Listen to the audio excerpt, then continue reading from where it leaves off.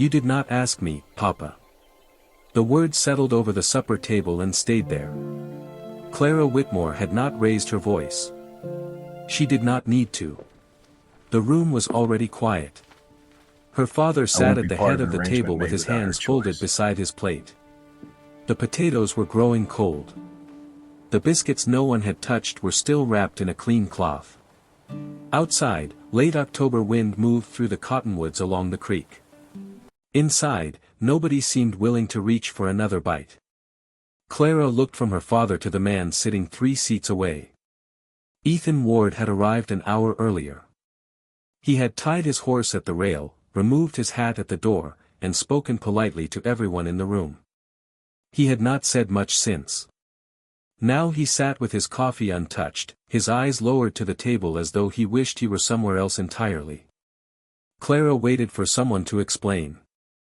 No one did. Her younger brothers stared at their plates. Her aunt suddenly found the gravy bowl fascinating. Finally her father cleared his throat. Winter would be hard this year, he said. The ranches needed to work together. Some arrangements made sense. Clara looked at him for a long moment. Then she understood. The visits. The conversations that stopped when she entered a room.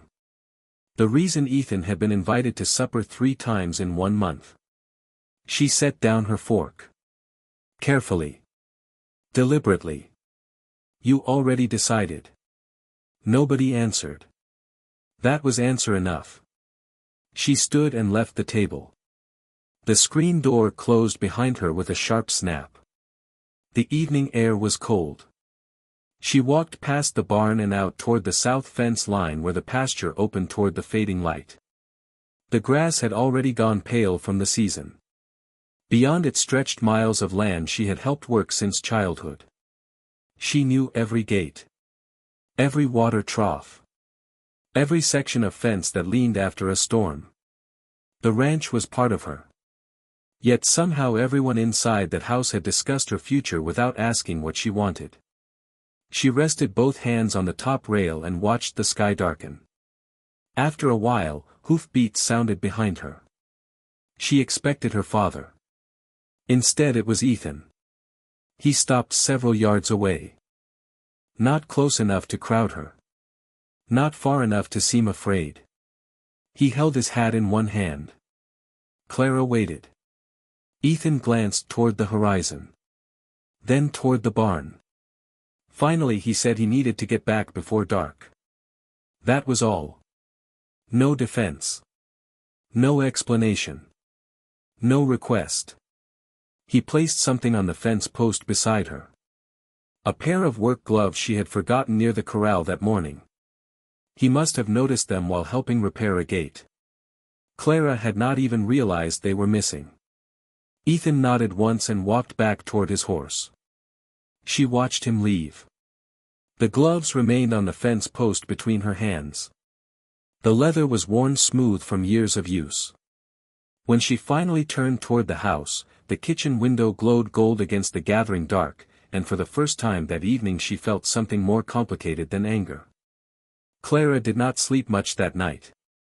She lay in the narrow bed she had used since she was 12 years old and listened to the house settle around her. Downstairs, the stove gave one soft pop after another. Somewhere outside, a loose hinge tapped when the wind came across the yard. Before sunrise, she dressed in her work skirt and wool coat, pinned her hair tighter than usual, and went to the barn before anyone called her to breakfast. The horses needed grain. The chickens needed feed. Work did not ask a woman how she felt before it needed doing. By the time her father came out, Clara had already cleaned 2 stalls and hauled water from the pump until her gloves were damp at the wrists. He stood in the barn doorway with his hat in his hands. She did not look at him. He told her Ethan Ward was not a bad man. She lifted another forkful of straw and spread it clean along the floor. Her father said Ethan had good land, sound cattle, and no drinking trouble. Clara kept working. He said a woman alone on the frontier had fewer choices than she thought. That made her stop. Only for a moment. Then she set the pitchfork against the wall and carried the empty water bucket past him without a word. At breakfast, her brothers watched her the way boys watch weather that might turn. Aunt Rebecca poured coffee and spoke too brightly about the first frost. Clara ate one biscuit, thanked her, and went back outside. The day filled itself with fences, feed sacks, and the quiet arithmetic of winter. Everywhere she went, Ethan Ward's name had somehow arrived before her. At the mercantile, Mrs. Lang said he had paid cash through the hard spring when other ranchers asked for credit. At the blacksmith shop, old Mr. Cullen said Ethan once rode 6 miles in the rain to bring medicine for a hired hand's child. At the church steps, Clara heard 2 women mention how his west pasture had the best shelter in the valley because he rebuilt the windbreak himself. Nobody spoke of him like a hero. That bothered her more. They spoke of him like a fence post. Plain. Useful. Already trusted. By late afternoon, Clara took the long road home to avoid passing his place. The detour added nearly 2 miles and brought her past the creek crossing where the boards had warped from last spring's flood. She was leading the mule across when one plank shifted under its hoof. Clara steadied the bridle and got the animal clear. Then she saw the new nails set beside the split board, a hammer mark fresh in the wood, and a folded scrap weighted under a stone. It was not a letter. Just a note from Ethan to her father, saying the crossing needed repair before the first hard freeze. Made without her choice. Clara stood there with the mule breathing beside her. He had noticed the danger. He had not waited to be asked. Still, he had not signed anything more than his name. That evening, when her father said Ethan would come again on Saturday, Clara did not refuse. She only set her cup down, looked toward the dark window, and kept both hands wrapped around the warm tin as if it were the last thing in the room still belonging to her. Saturday came in gray and cold, with a low sky that made the whole valley seem closer to the ground. Clara spent the morning in the smokehouse, checking cured meat and pretending not to hear every wheel that passed along the road. By noon, Ethan Ward's wagon stopped outside the house. He did not come in like a man collecting what had been promised to him. He went first to the barn, where one of the hinges had sagged enough to scrape the door against the dirt. Clara saw him from the back steps. He took off his coat, laid it across the fence, and asked her father for a hammer. That was how the visit began. Not with talk of marriage. With work. Her father stood beside him for a while, then was called away by the hired boy needing help with a split harness. Ethan stayed at the barn door. Clara could have gone inside. Instead, she crossed the yard with a tin cup of coffee because Aunt Rebecca had put 2 on the counter and looked at her until she took one. Ethan accepted it with a nod. His hands were marked from the cold and rough at the knuckles. He drank half, set the cup on a post, and fitted the hinge back into place. Clara watched the door swing clean for the first time in weeks. When he finished, he gathered the old nails into his palms so none would be left for a horse to step on. That small care annoyed her. It gave her no proper place to put her anger. At dinner, her father tried twice to bring the conversation around to practical matters. Ethan answered about cattle, hay stores, and the North Road, but not once about a wedding date. Clara noticed. So did everyone else.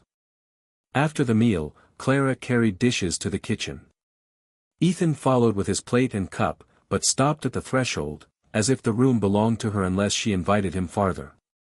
He set them on the sideboard and stepped back. Her father came in then, papers folded in one hand. Clara knew the look of them before he spoke. Agreement papers. Land terms. Winter arrangements. Ethan looked at the papers, then at Clara. For the first time that day, he spoke before her father could. He said no arrangement concerning Clara should be written while she was standing in the room like a witness instead of a person. The kitchen went still. Clara kept one hand on the dish towel. Her father's face tightened, but Ethan did not raise his voice. He only took his hat from the peg and said he would return when there was something to discuss with Clara herself. Then he left.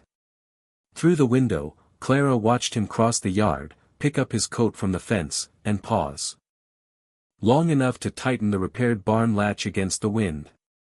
Only then did he ride away. By Monday morning, the house had changed shape around Clara without moving a single wall. Her father spoke less at breakfast. Aunt Rebecca kept her eyes on the coffee pot. Clara's brothers carried wood without being told, as if work could smooth over what words had made rough. Ethan did not come that day. He did not come Tuesday either. On Wednesday, a storm line showed over the western ridge, and the first hard sleet of the season struck before noon. It glazed the pump handle, silvered the porch rail, and turned the road to a ribbon of brown ice. Near dusk, Clara found her father in the barn with one hand pressed to his lower back, his face pale under the lantern light. A feed barrel had shifted when the floor slicked over, and the winter grain still needed moving before the damp took it. Clara reached for the first sack. Her father told her to leave it. She lifted it anyway. 50 pounds of grain came up against her shoulder, heavy and awkward, but familiar enough. She had carried worse. The barn door opened before she reached the bins. Ethan stood there with sleet melting on his hat brim and a coil of rope over one arm. He had not been sent for. Clara knew that by the look on her father's face. Ethan took in the barrel, the wet floor, the stacked sacks, and the old man trying not to show pain. He hung his coat on a peg and went to work. No questions. No ceremony. Clara carried one sack for every two he carried. Her father started to protest, but Ethan only set a lantern closer to the bins and made room for Clara to pass safely. That was all. He did not treat her like porcelain. He did not treat her like property. He treated her like someone working beside him. By the time the last sack was dry stacked, Clara's sleeves were damp and her palms burned inside her gloves. Ethan swept grain from the floorboard so the mice would not come in the night. Then he set a loose plank back into place with 2 nails from his pocket. Always nails. Always noticing. The storm worsened before he could leave. Her father offered the spare bed. In the house, stiffly, more duty than warmth. Ethan looked first at Clara. Not asking permission exactly. Checking the room. Reading what was there. Clara wiped her hands on her skirt and said the loft over the tack room stayed dry. Ethan accepted that as easily as if it had been offered with kindness. Later, when she brought a quilt from the cedar chest, she found him spreading his bedroll near the hayloft door, leaving the warmest corner untouched for the barn cats. He stood when she climbed the ladder. Made without her choice. She held out the quilt. He took it without brushing her fingers. The lantern hung between them, soft and yellow. For a moment, neither spoke. Then Clara noticed something tucked under his saddlebag. A new brass latch, still wrapped in paper. The kind used for an inside bedroom door. Ethan followed her gaze and said her father had mentioned the latch on her room had been sticking since summer. Clara looked at the little packet, then at the man who had brought it through sleet without making a show of it. Down below, the horses shifted quietly in their stalls. The storm pressed at the barn walls. Clara left the quilt with him and climbed back down slowly, carrying with her the first uneasy sense that the door she had been guarding might matter to him too. The storm left the valley glassed over by morning. Every fence rail wore a line of ice, and the water troughs had to be broken open with the back of an axe before the horses could drink. Ethan was gone from the loft before Clara came to the barn with coffee, but the quilt was folded on a feed chest, square at the corners, with no sign he had slept under it except the warmth still held in the cloth. Outside, she found him at the pump, wrapping the handle with burlap so it would not freeze hard to a hand before sunrise. He had already split wood. He had already checked the south gate. He had already put fresh straw down where the milk cow had been favoring one foot. Clara stood with the coffee in both hands and watched him finish the knot. He looked up once, accepted the cup, and went back to work. No man had ever made silence feel so busy. Over the next week, Ethan came and went with the weather. Not every day. Not enough to make a claim. Enough to be useful. A hinge tightened on the smokehouse door. A worn trace replaced on the mule harness.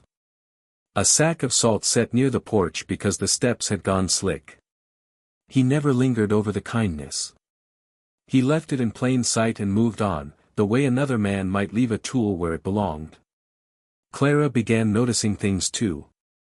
His left glove had a split near the thumb.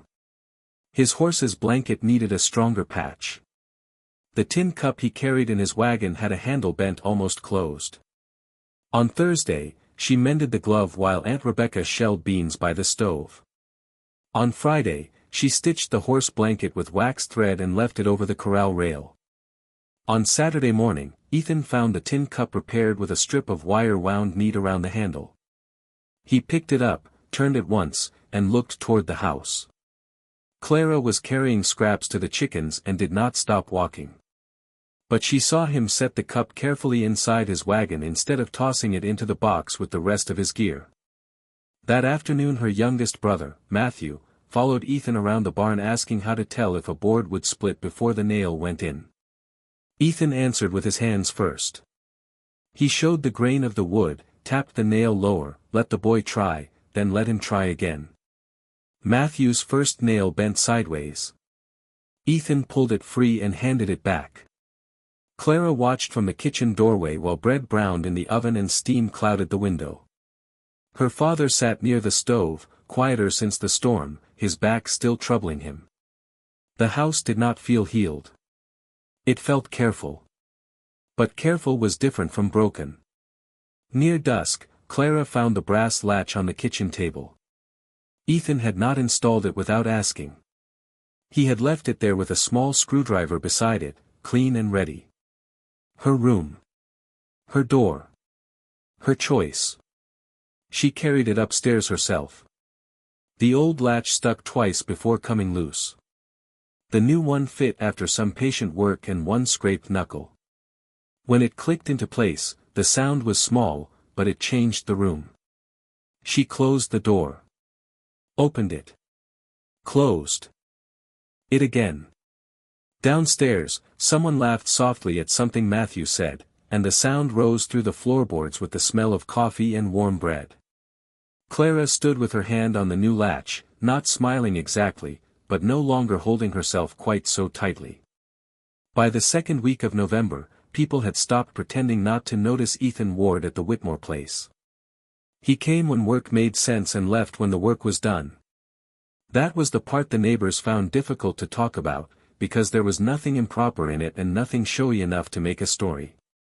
He helped mend a stretch of fence after 2 steers leaned it half down. He traded Clara's father a spare wagon tongue for 3 sacks of oats. He showed Matthew how to oil a hinge instead of forcing it.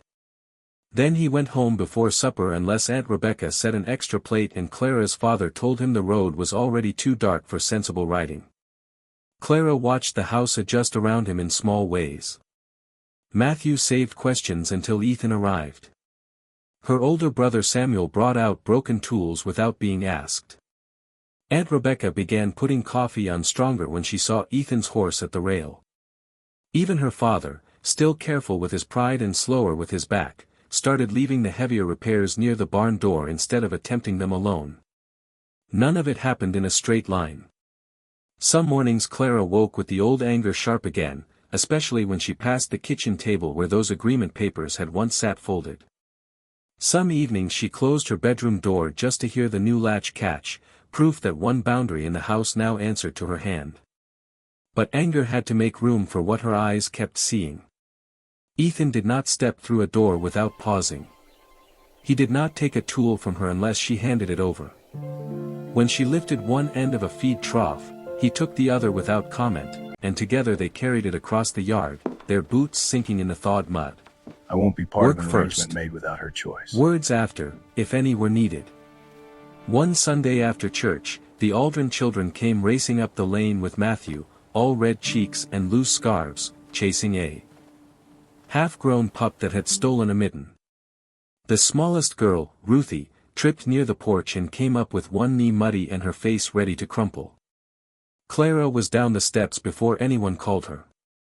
She brushed dirt from the child's coat, checked the knee, and handed her a warm biscuit from the cloth Aunt Rebecca had sent outside. Ruthie took it with both hands and leaned into Clara's skirt as if she had done it all her life. Ethan saw it from beside the wagon. He did not smile large. He only looked once, then bent to retrieve the mitten from the pup's mouth. When he brought it back, Ruthie pointed at Clara and announced that Miss Clara fixed things better than grown-ups. No one laughed too loudly. They knew better than to scare a tender thing. Later, Clara found Ethan in the barn repairing a cracked shovel handle. He had set her mended glove beside his own on the workbench. 2 pairs of worn leather, both darkened from use, lying close without touching. She stood there longer than she meant to. He looked up, saw where her eyes had gone, and moved his glove a little to give hers more space. The gesture was so small it should not have mattered. It did. That night, Clara left her bedroom door open until the lamp burned low, listening to the house breathe below her, and the open doorway did not feel like surrender. It felt like she was deciding, inch by inch, what kind of home could be built from work, patience, and room enough to choose. The first real blizzard came before dawn on a Tuesday, hard out of the north and mean enough to turn the windows white before the coffee boiled. Clara woke to the sound of wind pressing against her bedroom door, making the new latch tremble softly in its plate. Downstairs, her father was already moving, slow and stiff, trying to pull on his boots without waking the house. Clara dressed before he could call her. By lantern light, the yard looked half erased. Snow drove sideways across the porch. The barn was only a dark shape beyond it, and the road had disappeared where the hill dipped toward Ethan's land. Then Matthew came in from the back room with his coat crooked and his face pale. The Aldrin children had been staying with their aunt 2 miles west while their mother sat with a sick neighbor. Ruthie's pup had run off in the night, and Ruthie had slipped out after him before anyone noticed. The room went still in a way Clara had come to know. Work chose for them. Ethan arrived less than 20 minutes later, snow crusted along his hat brim and shoulders, one extra horse trailing behind him with a blanket tied to the saddle. He had already been to the Aldrin place. He had already found the small tracks leading toward the creek draw. He did not waste a word on fear. He spread the county map across the kitchen table and weighted the corners with Clara's coffee cup, Aunt Rebecca's sugar jar, a knife, and the brass candlestick.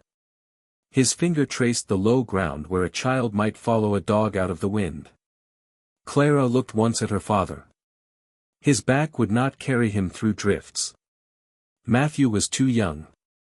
Samuel was already hitching the team to take word to the neighbors. Clara went to the peg by the door and took down her heavy coat. No one told her not to. Ethan only handed her the spare scarf from his saddlebag and tightened the knot on the lantern before passing it to her. They rode out together, keeping close to the fence line where posts still showed above the snow. The cold bit through wool and leather. The horses moved slow, feeling for ground under the drifts. Ethan rode ahead when the creek bank narrowed, then stopped and waited each time Clara found her way through. Not once did he reach for her reins. Near the cottonwoods, they found the pup first, shivering under a fallen branch, too frightened to come out. Clara slid from the saddle, crouched low, and held out one mittened hand until the little animal crawled toward her belly first. Ethan had already dismounted. He opened his coat without ceremony, and Clara tucked the pup inside against the warmth. Then she saw the small print of Ruthie's boot beyond the trees. The girl was in the wash shed near the old spring, curled against a feed bin with her scarf frozen stiff at one end. She was awake, but quiet with cold. Clara wrapped her in the saddle blanket while Ethan warmed the child's hands between his gloves. And checked the way she breathed. No panic. Just work. Clara lifted Ruthie onto her own horse and climbed behind her, holding the child close all the way back. By the time they reached the Whitmore kitchen, Aunt Rebecca had broth ready, Samuel had brought the Aldrins, and Clara's father stood with one hand braced on the table, watching his daughter carry Ruthie through the door as if she had crossed more than 2 miles of snow. Ethan stayed outside to tend the horses before coming in. When he finally stepped through the kitchen doorway, Clara was kneeling by the stove, Ruthie's wet boots in her hands, the pup asleep in a towel beside her.